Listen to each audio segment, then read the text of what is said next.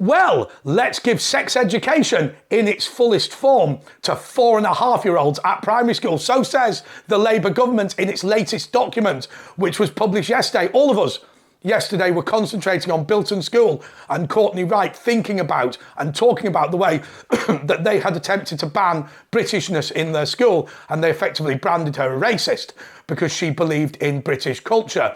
Well, at the same time as that, probably deliberately, a new document was released called Relationships and Sex in Higher Education. This document is a manifesto for the culture war woke left. We now know where these battle lines are drawn, don't we? We're not going to see the attacks on adults that we've had in the past. The police potentially have been moderated, and Free Speech Union are doing phenomenal work with woke institutions. Many businesses now are rolling back on the previous wokery that they had and the bullying of people who didn't politically agree with them. But schools are a new battleground. I want to tell you that I believe that the war on young people has got nothing to do with people being perverts or weirdos. I really don't think that the Labour government is that. What they recognise is that if they are going to build a socialist utopia in Britain, it can only happen if they smash the family.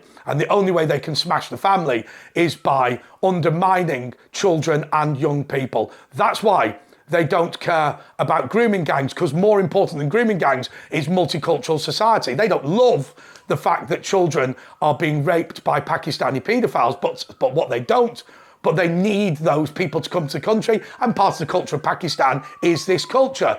And that's the police coming to get me. I don't know if you can hear that, I'm joking. Okay, I've got the windows open.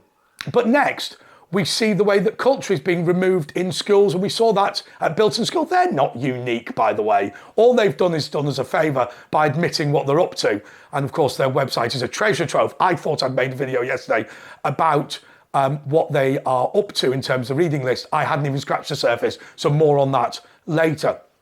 But then let's look at the lockdown, what that did to the mental health of young people, and indeed the way that the young people are no longer able to get access to the housing ladder. It's all been engineered in order to ensure that children and young people are squashed and only the state saves them. Look at what used to happen in the Soviet Union, where, you know, Ceausescu, I know Ceausescu is not the Soviet Union, but Ceausescu in Romania would round up orphans and use them as members of his state security service, because the state was then their mum and dad, rather than having an actual biological mother and father.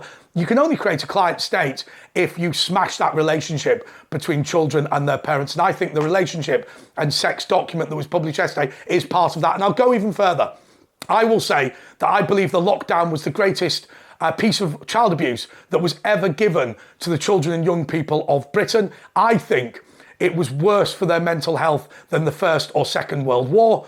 And the reason I say that is because actually, I think fighting together is actually less mentally stressful than living on your own for a human. It's fine for a spider, it's fine for a snail, humans less so. In this video, I'm going to go through the document that was published yesterday, and I'm going to say this to you. This, once again, is a really important video that will tell you all about what has taken place, and all, I want you to watch it all simply because that really helps, and also forward it to other people. It's going to be a long one, but I'll tell you something. I've read your post, and I've read the algorithms, or they're not called algorithms, no, the stats from YouTube. I know that you're principally educated older people. I know that, as an example, if you haven't had a middle-class job, you're a skilled working-class person, say a plumber or an electrician or a mechanic, something like that. Maybe retired, maybe not, but you are worried about education and the plight of young people. So let's read this document in some detail, and I'm going to go through it now. Okay. So I think the easiest thing to do is to not bother telling you the headlines, but just to get straight. No, I'll tell you what, I'll give you the headlines, because perhaps that's going to be useful to you.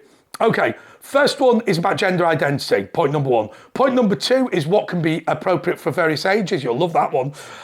The next one is what rights parents should have. Oh, you wait. Number four is religious and faith-based groups. Number five is LGBTQ+. You're going to love that one as well.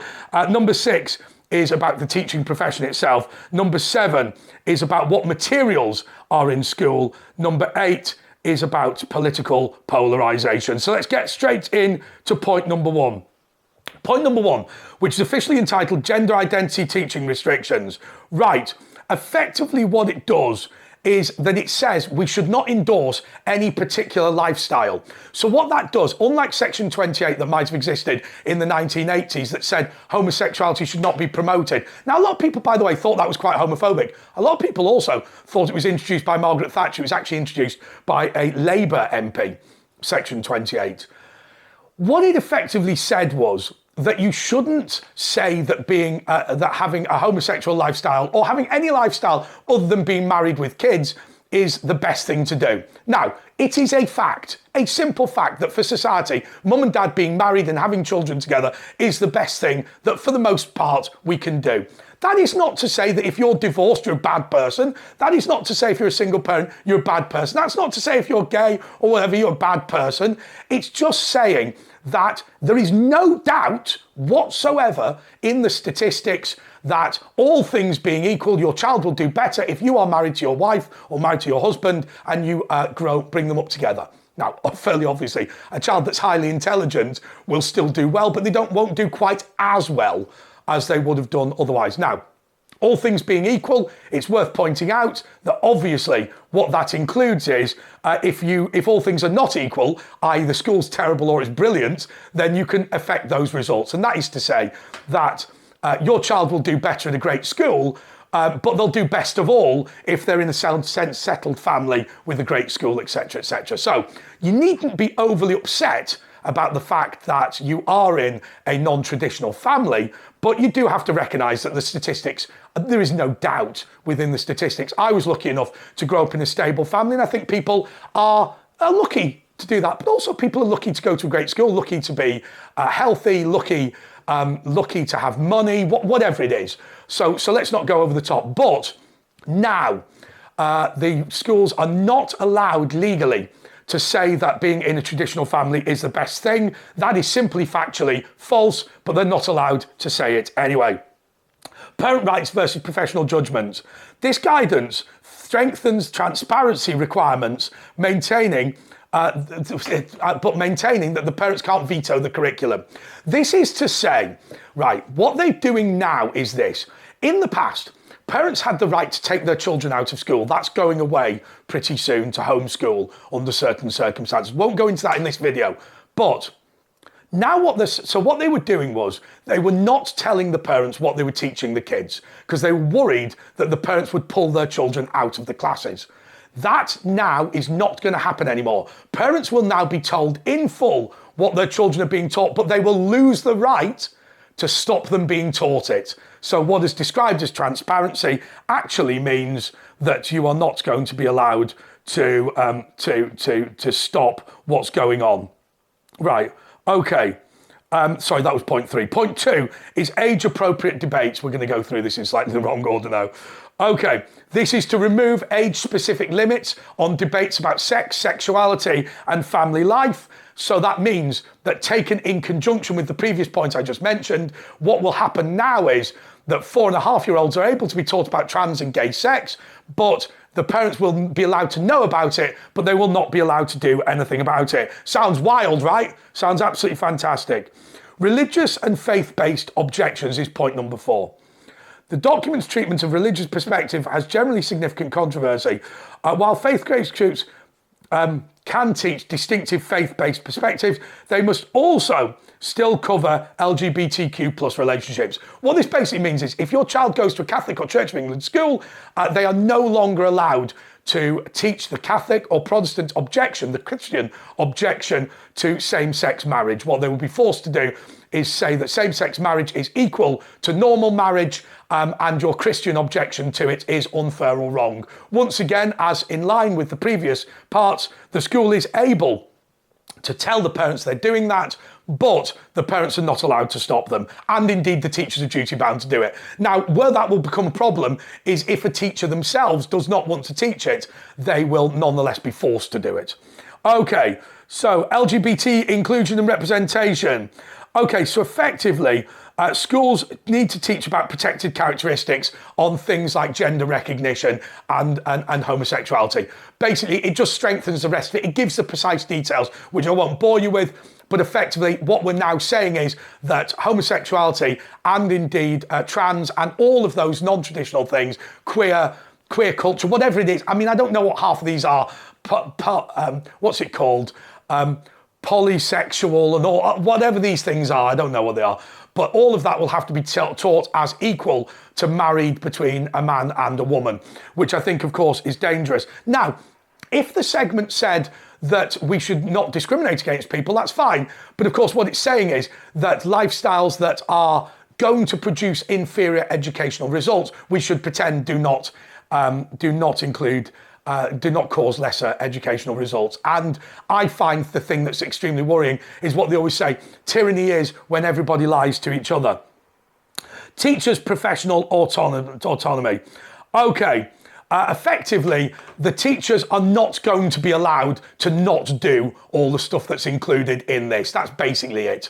Effectively, teachers that are Christian, teachers that don't want to say that polyamorous trans families are a bit strange, they're not allowed to do that. And so their rights are start to be removed. Now, external providers and material transparency.